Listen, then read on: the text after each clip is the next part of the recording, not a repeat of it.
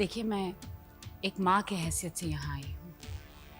जिस तरह से प्रांजल मेरी बेटी है, ठीक उसी तरह से सुमन भी मेरी बेटी है। अब प्रांजल की शादी आप लोग जिस तरह से चाहते थे, मैंने ठीक उसी तरह से कर दी। लेकिन सुमन ने अपने बाप और भाई के शय में जो कदम उठाया, उसके लिए मैं बहुत शर्मिंदा, बहुत शर्मिंदा। आप यकीन मानिए, सुमन के क्या इरादे थे, उसका एहसास मुझे रत्ती भर नहीं था, वरना मैं ये अनहोनी हरगिज ना होने देती। अब इन सब बातों का क्या फायदा बहन जी? आपकी इस दूसरी बेटी ने तो हमें ऐसे चौराहे पर खड़ा कर दिया है जहां से कोई रास्ता ही नजर नहीं आता। वही तो मैं भी कह रही हूँ। अब सुमन की माँ होने के बावजूद मैं आपकी मर्जी और आपके फैसले को सुमन की शादी से ऊपर रखती हूँ। अमित बाबू तो आपके बेटे हैं, उनके भविष्य के बारे में सोचने का पूरा अधिकार है आपको। और फिर अमित बाबू का भविष्य आपके परिवार के भविष्य से जुड़ा है। आप लोग इतने अच्छे और सच्चे लोग हैं, और सुमन ने आपके साथ ऐसा किया। आप यकीन मानिए, अगर सुमन को मैंने जन्म दिया होता तो इस वक्त मैं उसका गला घोट देती। लेकिन यह अधिकार मुझे नहीं है। आप चुप हो जाइए उर्मिला जी। कैसे चुप हो जाऊं भाई साहब? क्या मैं आपके दिल का दर्द नहीं समझती? आखिर मैं भी एक माँ हूं। आप कर भी क्या सकती थी? हमें क्या पता था कि इस परिवार में हमें ऐसे दिन भी देखने पड़ेंगे। अमित को समझने में मुझसे ही भूल हुई, लेकिन अगर वो बेटा बनकर कोई भूल कर सकता है तो मैं भी एक बाप बनकर उस भूल को सुधार सकता हूं। और आप लोग मुझे कुछ नहीं कहेंगे, ना ही यहां आकर आंसू बहाएंगे, ना ही मुझे परेशान करेंगे। नहीं, सवाल ही नहीं पैदा होता भाई साहब। ये आप लोगों का कुछ कम बड़प्पन है कि आप लोग इस हादसे का जिम्मेदार मुझे नहीं ठहरा रहे, दोष नहीं दे रहे। आप लोगों को जो भी फैसला करना है आप लोग कर लीजिए, मैं आपके साथ हूं। और आगे जो कुछ भी होगा हम उसे अपनी किस्मत समझ के मान लेंगे। अच्छा, अब इजाजत दीजिएगा, मैं चलती हूँ। प्रणाम। नमस्कार। नमस्कार।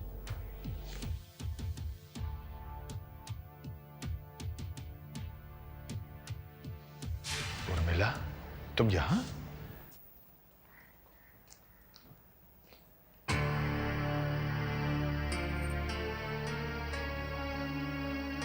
नमस्कार राम प्रसाद जी। नमस्कार। प्रणाम। नमस्कार दुर्गा प्रसाद जी। नमस्कार। मैं ये तो नहीं जानता कि उर्मिला यहां किस लिए आई थी, पर मैं अपनी बेटी की खुशियों की भीख मांगने आया हूं। उसे माफ कर दीजिए। किस किस को माफ करे भाई साहब? आपका तो खानदान ही हमारी समझ में नहीं आ रहा है। माँ कुछ और कहती है और पिताजी कुछ और कहते हैं। जब आप लोगों के विचार ही आपस में नहीं मिलते तो आप हमसे ये उम्मीद कैसे करते हैं कि हम सारे काम आपकी इच्छा से करेंगे?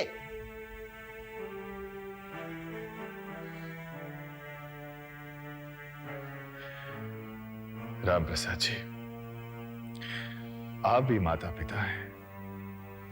आप अपना मन बड़ा करके देख लीजिए।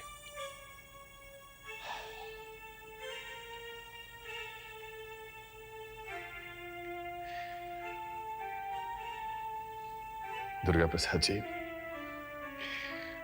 आपके इस घर से कोई खाली हाथ वापस नहीं लौटा है।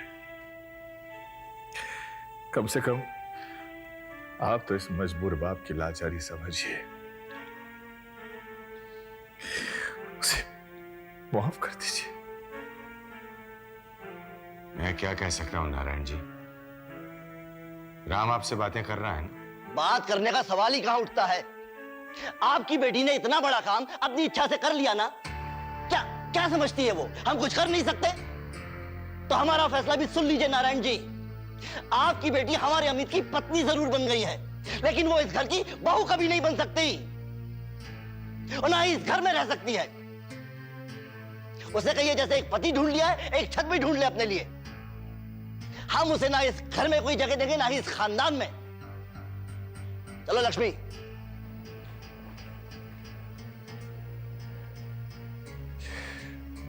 दुर्गा प्रसाद जी, आप राम प्रसाद जी को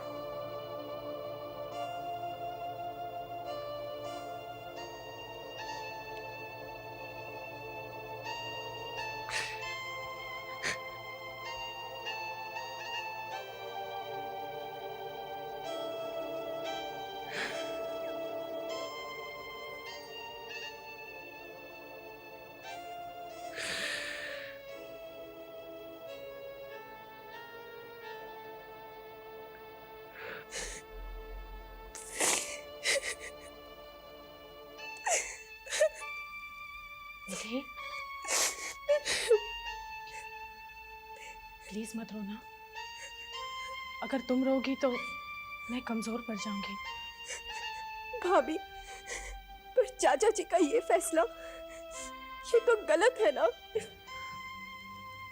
नहीं निधि, बड़े कभी गलत फैसला नहीं करते और मुझे पापा से कोई शिकायत नहीं है। निधि, अगर हमारे पास दूसरा और कोई रास्ता नहीं था तो उनके पास और दूसरा कौन सा रास्ता था? प्लीज मेरे लिए आंसू मत बहाना। हर इंसान अपनी जिंदगी में सब कुछ बदल सकता है, लेकिन अपनी किस्मत को नहीं। भाभी, आप किस मिट्टी की बनी है? सारे गलत फैसलों को मान रही हैं और ये घर छोड़कर भी जा रही हैं। अरे पगली, मैं हमेशा के लिए थोड़ी ना जा रही हूँ, और मैंने भाभी माँ को वचन दिया है कि इस टूटते हुए घर को मैं जोड़ूंगी। और अपना वचन निभाने के लिए आज नहीं तो कल मुझे इस घर में आना ही पड़ेगा। तुम मत रो।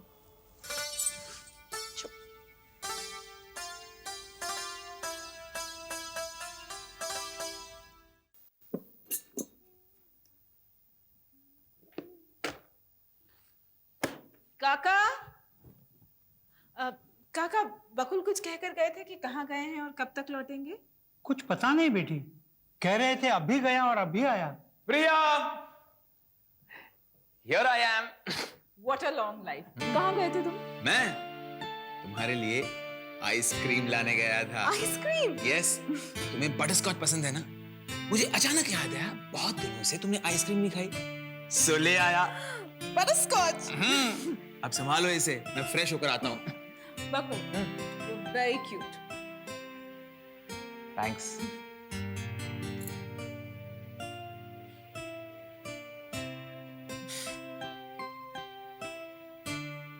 प्रिया बेटी, अभी तो तुम खुश हो ना बेटी?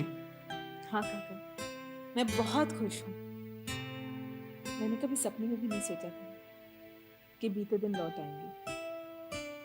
भगवान जो करता है वो सब अच्छा ही करता है।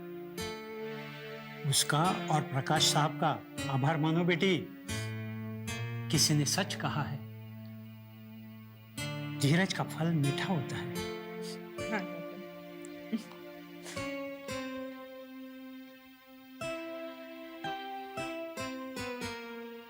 सुन लिया? तुम दोनों बाप बेटे तो बड़े खुश हो रहे थे, हमारी प्यारी बिटिया सुमन शादी करके दुर्गा प्रसाद जी के यहाँ पहुंच गई है। लेकिन टिकेगी कितने दिन, कुछ मालूम भी है?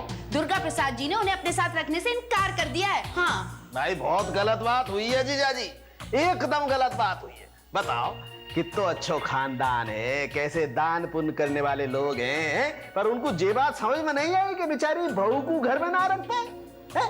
अरे सोचना चाहिए, जी बेचारी बच्ची जाएगी कहाँ? लड़की को तो शादी के बाद ससुराल ही ठिकाना वो करे। मनोहरलाल जी, हाँ जी।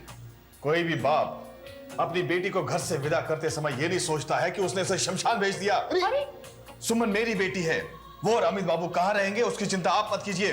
अरे ये गुस्से में क्या उल्टा सीधा बोलते जा रहे हो? इरादे क्या हैं तुम्हारे? इरादे सुन लो और समझ लो।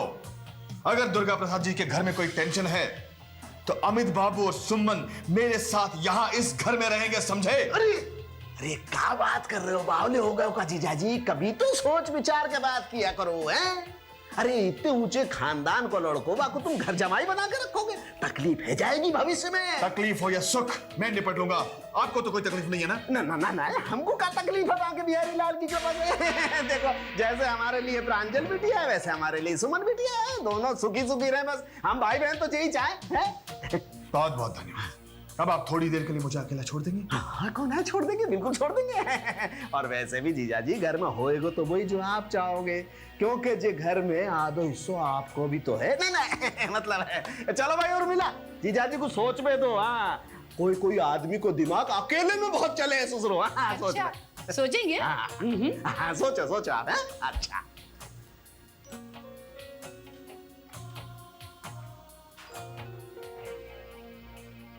सोच रहे हैं। जी जीजा जी भी बस। अच्छा एक बात तो बताइए, ये आजकल आप जीजा जी की इतनी तरफदारी क्यों कर रहे हैं? अरे तो फिर गलत फहमी आ रही है। अरे देख उर्मिला बावली, तेल देख, तेल की धार देख। हाँ अरे करोड़पति खानदान को लड़को है, हो सके वो यहाँ पे आवे ही नहीं बाके बिहारी लाल की कृपा से। हाँ और आ गया तो? अरे ना आएगो तो थोड़ी धीरज धरना। देख धीरज धर्म मित्र अरु नारी, आपतकाल परखिए चारी। और फिर तू क्यों घबरा रही है, मैं हूं ना तेरे साथ। मैं हूं ना तेरे साथ।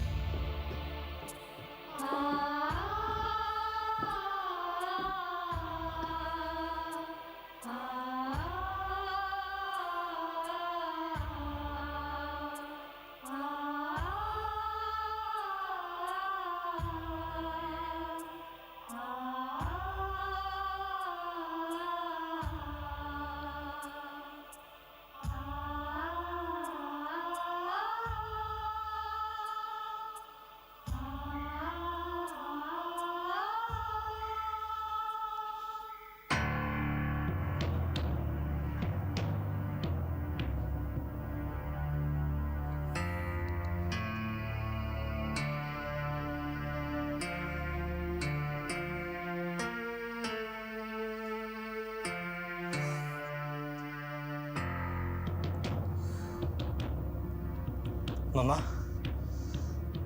मम्मा अगर आप लोग नहीं चाहते कि हम दोबारा इस घर पे आए तो हम कभी नहीं आएंगे। चलो सुमन। रुको अमित,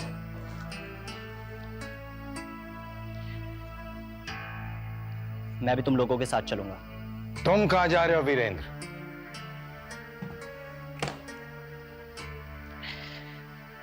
जहां ये लोग जा रहे हैं पापा। मुझे पता है आप लोगों को ये बात अच्छी नहीं लगेगी, लेकिन पापा लक्ष्मण ने भी तो बुरे वक्त में राम जी का साथ दिया था ना। और फिर अमित के साथ मैंने बचपन से इतनी अच्छी घड़ियां बिताई हैं, आज बुरे वक्त में मैं उसको कैसे छोड़ सकता हूं? देखो वीरेंद्र, प्लीज पापा प्लीज, आज मुझे मत रोकेगा प्लीज। चलो अमित। कहां जा रहे हो तुम लोग? कोई कहीं नहीं जाएगा। आइए रसूंगी साहब। क्या बात है भाभी माँ, ये क्या है? ये वही कागजात है दुर्गा, जिन्हें एक रोज तुम साइन करना चाहते थे और मैंने तुम्हें रोक दिया था। आज मैंने इन पेपर्स पर साइन कर दिए हैं। लेकिन भाभी माँ इसमें है क्या? इस कागज के टुकड़े में मेरे दिल के छोटे छोटे टुकड़े हैं राम। आज मैंने अपने कलेजे पर पत्थर रखकर इस घर और बिजनेस के टुकड़े कर दिए हैं।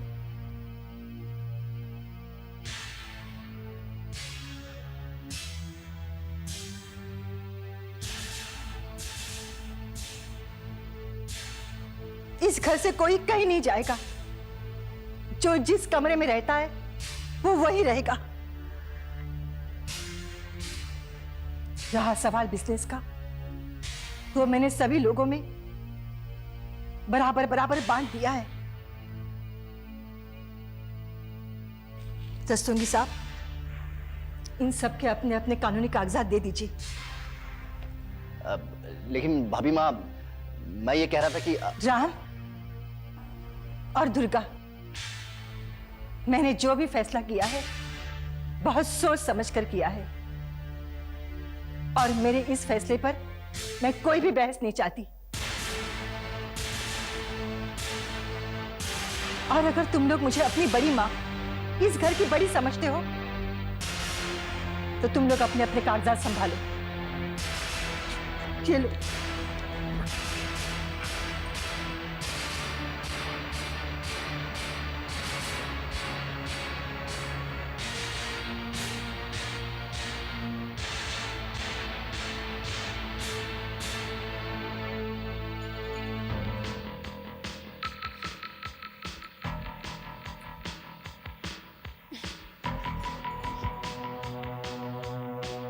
सुरेन, सुरेन, तुम्हारी बड़ी माँ को हर बात में टांग अड़ाने की आदत है क्या? अरे क्या जरूरत थी उन्हें अमित और सुमन को रोकने की? और फिर वो चाहती क्या है कि इस घर में हमेशा ड्रामा होता रहे और उनसे कोई कुछ भी ना कहे? प्रांजू, बड़ी माँ इस घर में सबसे बड़ी है, इसलिए उनसे कोई भी कुछ नहीं कह सकता। देखो सुरेन, मुझे ये सब बातें समझाने की कोशिश मत करो प्लीज। और घर के बड़े क्या ऐसे होते हैं? तुम जानते हो सुरेन, अमित और सुमन को रोक करना उन्होंने बहुत बड़ी मिस्टेक की है। और जिस सुमन को आज उन्होंने कानून का सहारा लेकर रोका है, कल यही सुमन इस घर के कायदे कानून तोड़ डालेगी और बड़ी माँ की ऐसी हालत करेगी ना कि हम सब देखते रह जाएंगे।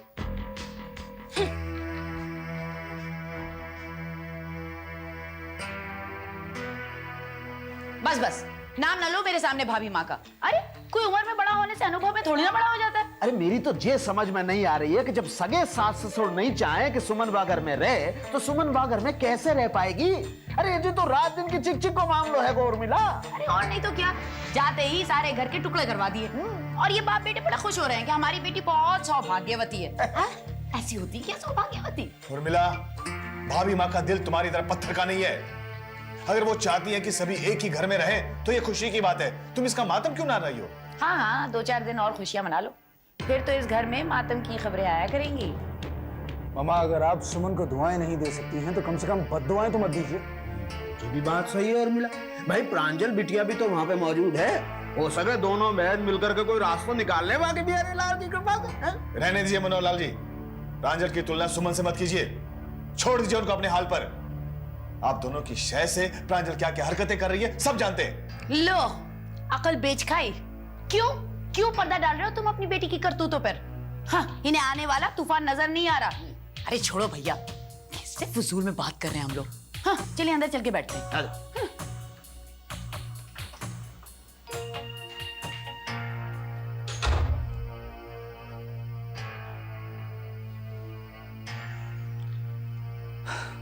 आप उदास मत होइए डैड। हमारी सुमन वो कश्ती है जिसका रास्ता बड़े से बड़ा तूफान भी नहीं बदल सकता।